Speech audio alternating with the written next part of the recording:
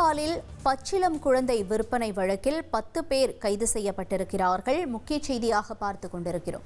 விவரங்களை எமது செய்தியாளர் ஆண்டனி வழங்கிட கேட்கலாம். ஆண்டனி, வணக்கம். இந்த வழக்கு தொடர்பான தகவல் என? கைது செய்யப்பட்டவர்களினுடைய இவர்களுக்கும் இந்த குற்ற சம்பவத்திற்கும் இருக்கக்கூடிய தொடர்பு என்னவாக இருக்கிறது?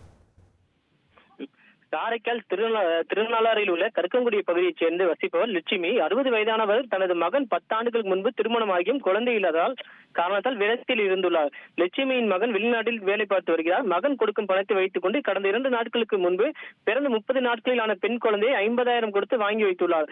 இதனிடையே மர்மமாக முறையில் குழந்தை வைத்து குறித்து பகுதியைச் சேர்ந்தவர் பார்த்தீங்கன்னா ரகசிய போலீசாருக்கு தகவல் கொடுத்துள்ளனர்.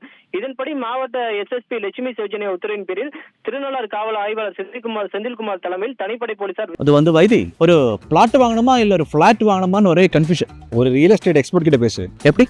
பாஸ் வாலா பி தி பாஸ் விசாரணையில் இறங்கினார். அப்போது மூதாட்டி லட்சுமி மற்றும் அவரது மருமகளிடம் போலீசார் விசாரணை மேற்கொண்ட போது இது தங்களுடைய குழந்தை என்று பிறப்பு சான்றுகள் அரசு ஆவணங்கள் காண்பித்துள்ளனர். சான்றுகளை ஆய்வு செய்த போது போலியாக இருப்பது தெரிய வந்தது. இதனையடுத்து லட்சுமி அவரது மருமகளை பிடித்து விசாரணையில் இறங்கிய போது குழந்தை இல்லாததால் மருமகளை வற்புறுத்தி குழந்தை வளர்க்க மாமியார் நிர்பந்தம் செய்துள்ளதாகவும் தெரிய வந்தது. இதனையடுத்து போலீசார் மாமியாரான லட்சுமி மற்றும் அவரது கணவர் சதாசிவம் 68 வயதானவரையும் இருவரையும் பிடித்து விசாரணை மேற்கொண்டு கைது செய்தனர். அதைச் சேர்ந்த நஃபியா பேகம் மூலம் தமிழக பகுதியைச் சேர்ந்த சீர்காழியில் உள்ள ஜியாவுதீன் மற்றும் அவரது மனைவி பரங்கிப்பேட்டையைச் சேர்ந்த பெண் உட்பட குழந்தை விற்பனை ஏஜென்ட்களாக செயல்பட்டு குழந்தை வாங்கி கொடுத்தது தெரிய வந்தது. அடுத்து அவர்களை போலீசார் கைது செய்தனர். பின்னர் பாத்தீங்கன்னா இந்த வழக்குல பாத்தீங்கன்னா போலி சான்றிதழ் தயாரிக்க மாமியார் லட்சுமி காரைக்காலை சேர்ந்த திருநகர் பகுதியைச் சேர்ந்த அரசு மருத்துவமனை ஊழியர் பஞ்சமூர்த்தியிடம் 15,000 ரூபாய் கொடுத்து அவர் மூலம் நகராட்சி ஊழியர் சந்திரசேகர் மற்றும் அவரது நண்பர்களான ஆல்பர்ட் மற்றும் ரமேஷ் மற்றும் இது அனைத்திற்கும் ஏற்பாடு செய்த முக்கிய குற்றவாளியான வினோத் ஆகியோருடன் கூட்டு சேர்ந்த தலங்காம்பாடியைச் சேர்ந்த சபிலா மேரி காரைக்கால் தனியார் மருத்துவமனையில் குழந்தை பிறந்துள்ளதாக என கூறி மருத்துவர்கள் கையொப்பமிட்டு போல் சீல் வைத்து அதன் மூலம் நகராட்சி பிறப்பு சான்றிதழ் வாங்கப்பட்டது அம்பலமானது.